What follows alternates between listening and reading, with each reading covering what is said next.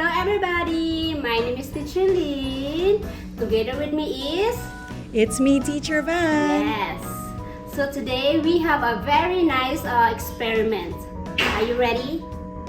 Are you sure? Okay, let's go! Let's prepare all our materials for this experiment. Teacher Lynn, what do we need? Right, so what do we need? We need... Yes, tissue, paper. What is this? Yes, correct. Markers. How about this one? We need scissors. Correct. And yes, jar with water. And also yes, rubber bands. And lastly, yes, cotton buds. Are you ready? Let's go! Do you have all your materials? Then let's do it with Teacher Lynn.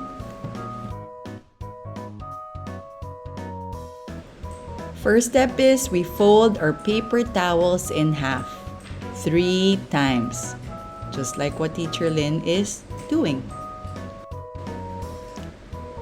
Once you're done folding the paper towel, step 2 is get your scissors and cut around the edge. Then open it up, cut it in the middle, and then you'll have 2 pieces of paper towel now.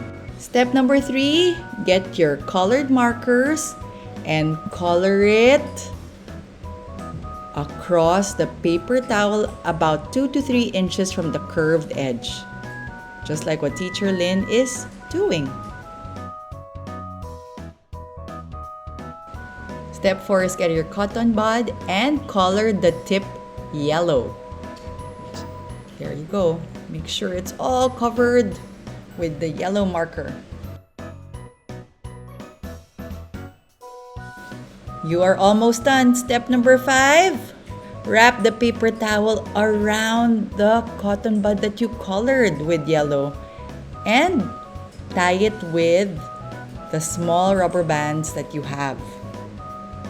See, make sure it's wrapped around the cotton bud before you can secure it with a rubber band.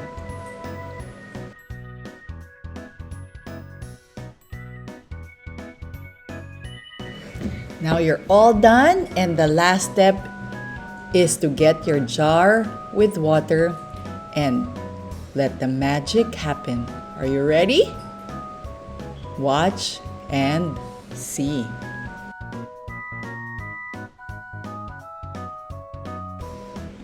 Now you can see that the paper towel absorbed the water quickly, and the colors from your marker spread out to make it colorful, just like a flower. Alright everybody! Did you guys have fun for our experiments? Yes, that was fun! Alright! See you next time!